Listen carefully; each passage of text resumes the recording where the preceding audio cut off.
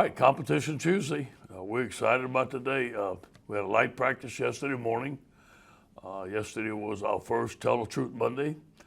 It was about the big scrimmage that we had on Friday. I was very pleased with the organization of the scrimmage, the game type preparation by our coaches.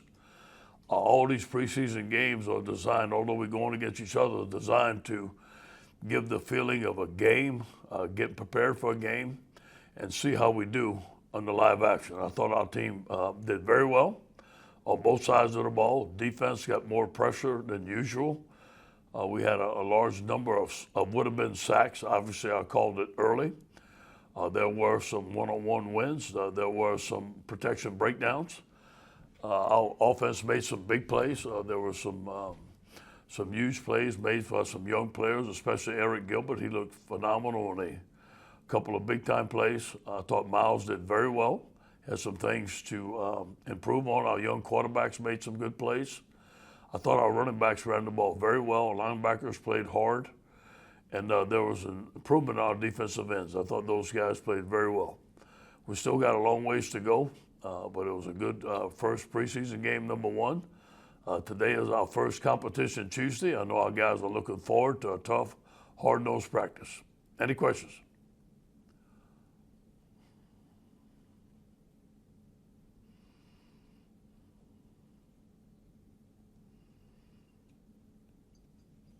William.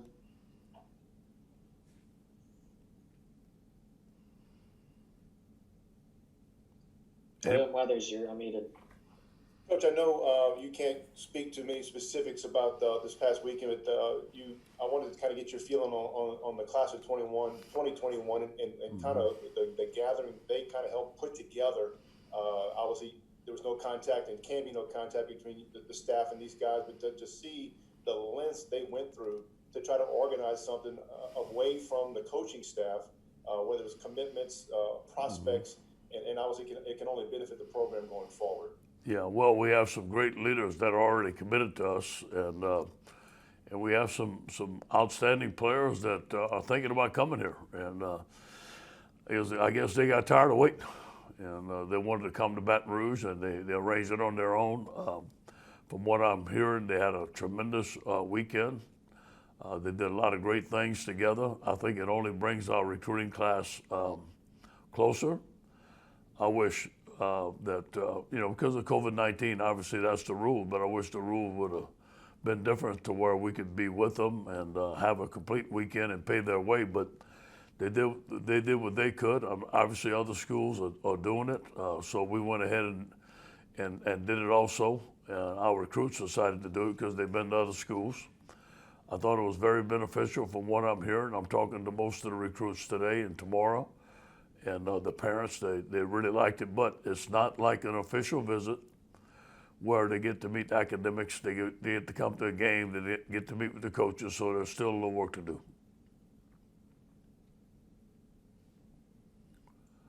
Hey, Coach, good morning. Jacques from WAFB. Coach John Emery, last year I think I heard you say he just needed to maybe hit the weights a little harder, and like basically any true freshman needed mature a little bit. What have you seen out of him over the last year, and what does he need to do to get some carries this year? We just talked about our roster this morning with the coaching staff, and John has made tremendous improvement. Obviously, came in as a great talent, great young man right there from Destrehan, was the top running back coming out of the country. Had some ball security issues last year, has not had those ball security issues this year, is catching the ball very well out of the backfield, is playing on special teams, become an every down back, can catch the ball, can protect, can run the ball inside, outside. He's considered a starter, as is Chris Curry and Tyron Davis. I think those three guys are considered starters in our mind. So he's doing very well.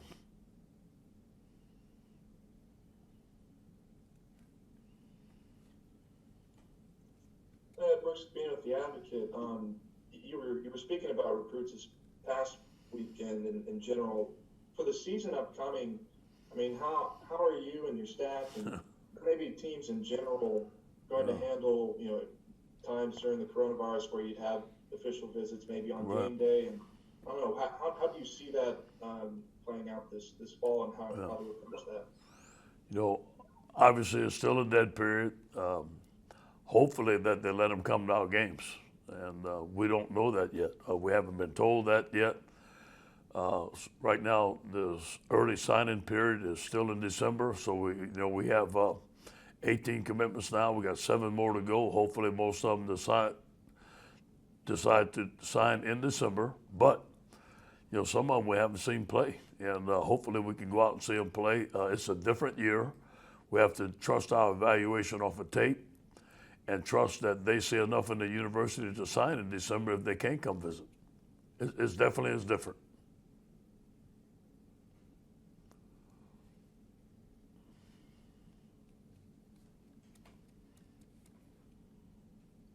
Ron?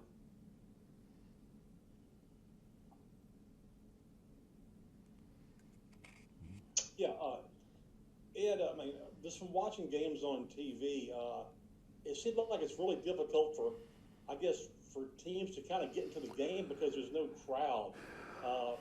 And I'm sure you probably watched a couple of minutes this weekend, and probably like, it just seems that's the same atmosphere. Can you talk about, I guess, what you're trying to do to try to jack your team up, because you got to kind of self-manufacture some energy. Yes.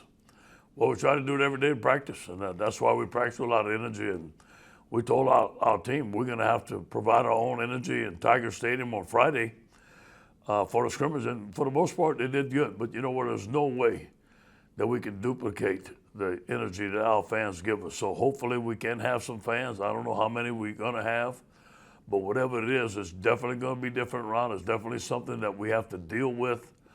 And, I think I got the best strength staff in America, led by Tommy Moffitt. Those guys are always screaming and clapping. But we definitely have our work to do this year. Now, saying that, we still have to win the game. It's the same for the other team. So we're going to have to deal with it. And the team that can deal with it the best is going to win.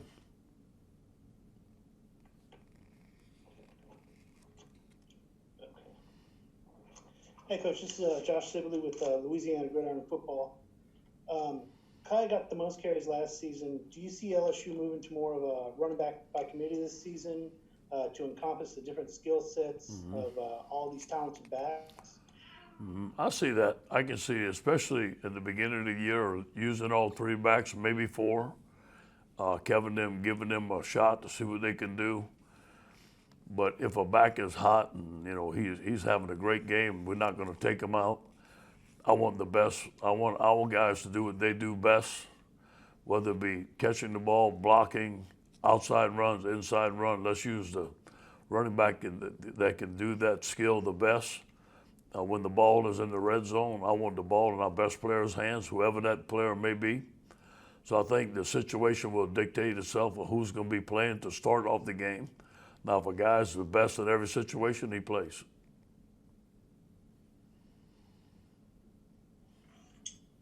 Hey, Ed, good morning. It's Matt Moscone with ESPN Baton Rouge. Could you give us an update on Todd Harris, and then also just generally how the safety position looks now with Carey opting out? Yeah, we talked about Todd this morning at length. He's getting better. He's not full speed yet. He's not 100% healthy, but he's getting close. We feel with the development, obviously with Jacoby Stevens and the development of Mo Hampton, that we have 3 guys that are starters there. And we're really excited about Jordan Toles, our young freshman. We think that he's going to be excellent. So we think we're in good shape back there. And I have really 3 good safeties, 3 great college safeties that we're very pleased with. But Todd brings a lot of leadership, a lot of communication, does the right thing, makes plays, can play down, can play back, can play zone, can play man, is a good physical tackler, and he's a good team leader for us.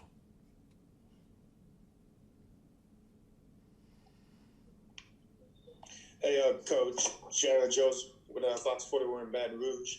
When you talk about the running back position and how Chris Curry's been developing, what momentum has he carried over since last year, and do you think that has a possibility of elevating him to be in the lead back going into this season?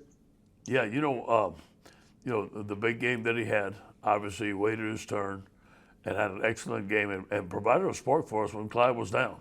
I think that gives him some confidence. I think it gives him motivation for this year. And he also can use Clyde as an example. Last year, nobody thought that Clyde would have the year that he did, except his teammates and his coaches, and we even surpassed that. And, you know, where's the next LSU great back, and where's this and where's that? And then all of a sudden, Clyde has a great year. And I do believe one of those backs, or maybe a couple of those backs, or maybe all three of them will have that type of year this year.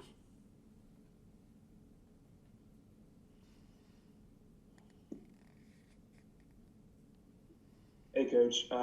It sounded like, the defensive line, kind of had a pretty good scrimmage, last Friday. I guess kind of my question's more directed on the offensive line and just kind of how those guys are starting to gel.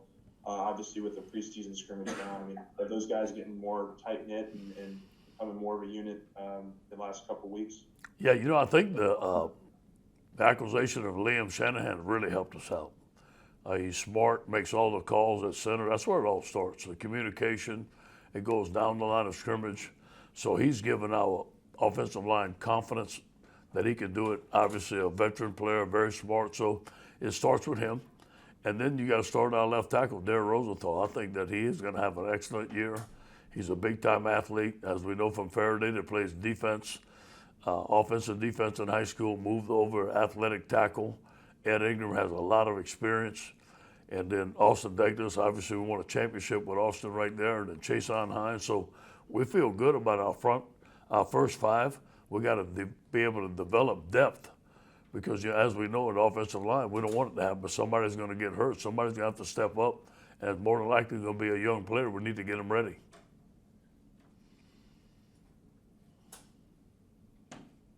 Hey, Coach O, Garland Gillen, Fox 8 New Orleans. Just listening to you over the last few weeks talking about your receiver room. Is it safe to assume that Terrace Marshall's the one, would Racy be the two, and then Kayshon, Boutte, and Coy Moore are fighting for the three? Can you kind of give me an update how that's going? Because obviously, we just got to go on what you're seeing and what we're hearing. Yeah, more than likely what you just said. And obviously that fluctuates day by day. A guy's going to have a hot day, but we're looking at Kayshon Boutte starting as a freshman. I think that is locked in. Rayson McMath, Terrence Marshall has to be our go-to guy. We mentioned that this morning, and Arik Gilbert. I think if you look at that, those are the top four receivers that we have right now. Coy Moore is coming along very fast. He's had a hamstring pull. He's been hurt a little bit, so he's been hampered a little bit. John Trey Kirkland's having a good camp. And, we want to play 6, 7, 8 receivers, keep them fresh. But the guys that you mentioned are having the best camp right now.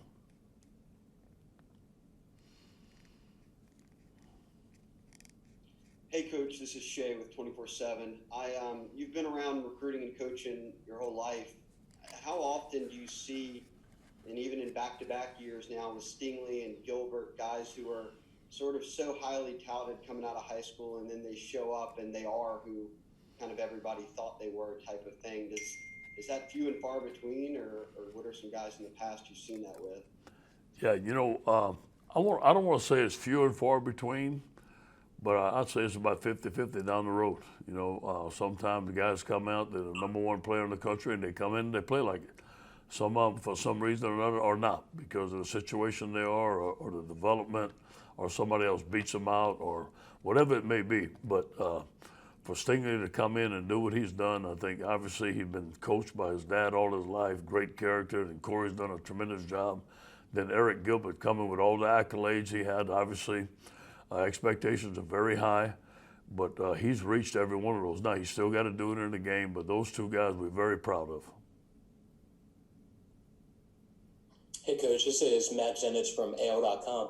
I'm doing a story on Russ Callaway and just wanted to see what was it about him that made him a person of interest for you to add to the staff, and just what have your impressions been of him so far since he got there? Well, Derek Padansky found him, and Derek is my right-hand man here, does a lot of work for me, and Russ's name came across. I knew his daddy is a great coach, and Russ had some a great experience at Sanford, was an outstanding coordinator, did a lot of good things, but he was hungry. He's been to big-time schools.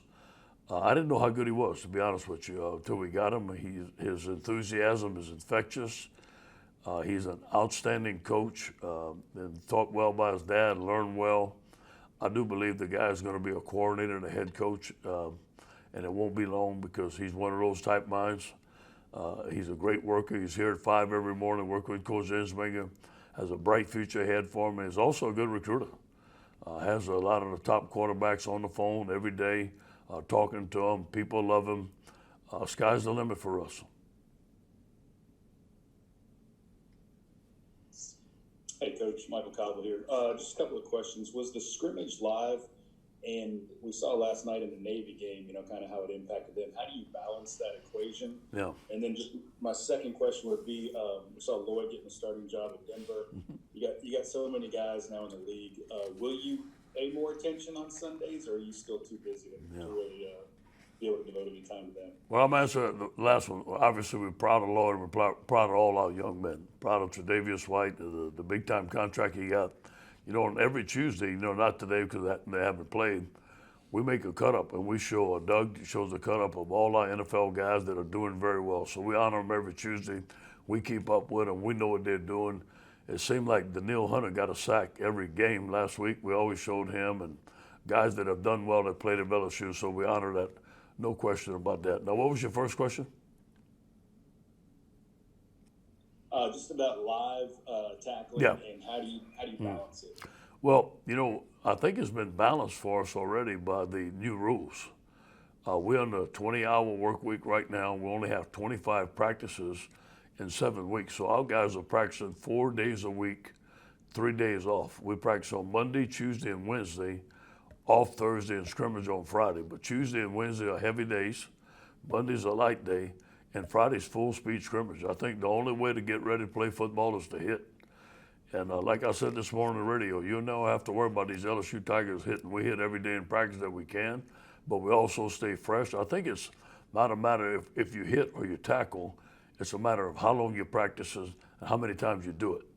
But we need full speed work. We had some missed tackles last preseason game number 1. But we got 2 more preseason games before our live game. Hopefully we can eliminate them. You're not going to eliminate all of them. But we're going to hit pretty hard today, and we're going to hit pretty hard Wednesday, and we're going to scrimmage live on Friday.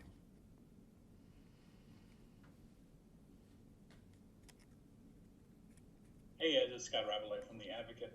Obviously, so much was made about Joe Brady when he left to go to Carolina, and you bring in Scott Linehan. But how much were you thinking going into this year that you're going to have to, break tendencies and maybe change some things in a way that people are going to try to defend now that they've seen you for a whole season? Yeah.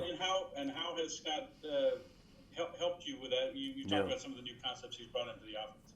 Well, what we did last year worked pretty good. So if we can do it the same way, the same thing, and it works, I won't complain a bit, I promise you. But Scott has brought some different tendencies, brought some different stuff. He's been phenomenal. Especially in the red zone, in the tight zone, and on third down. We have some different formations, still out of the spread. We have some different pass concepts, still out of the spread. I think that he brought in some different concepts, how to use different players in different positions, which we're going to use. But again, I got to compliment Joe Brady. He did a phenomenal job for us last year. And I think that Coach Ensminger has been behind all this. I know he's going to work well with Scott, and we look forward to those guys having a great year. Hey, Ed, just kind of 2 personnel questions for you. First, with Cade York, how has he been kicking this preseason? We haven't heard too much about him. And then with Elias Wicks, is he still kind of on track to maybe start here his freshman year? How's he playing? Yeah, Cade's done fine. He's gotten stronger.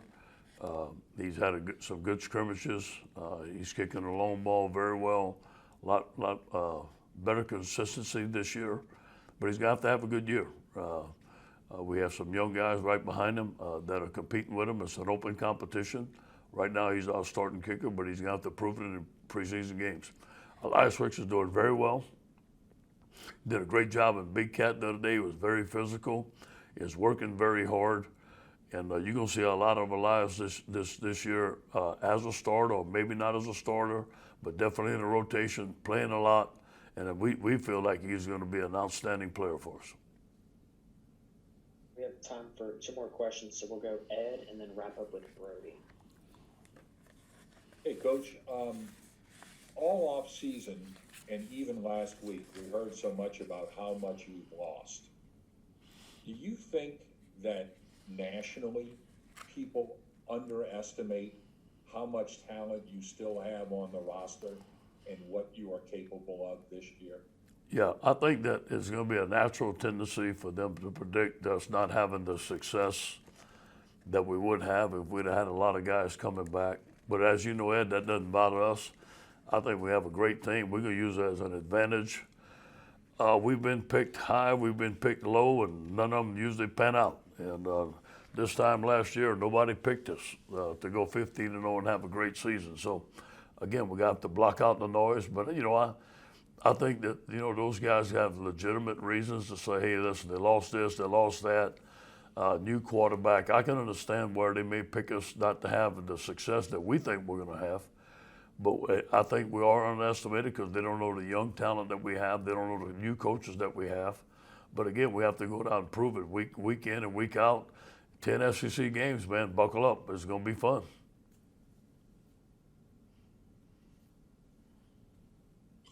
And then I guess we'll end with a little Miles Brennan. And you said, you know, you like what you saw, I guess, in the scrimmage. What looked good in that, and then what do you think he still needs to work on? I think his command of the offense, his pocket presence, still seeing the field a little bit better, making quicker decisions, knowing where to go with the ball, maybe in a pre-snap read or right after the snap. All things that it takes experience. But overall, we're very pleased with Miles.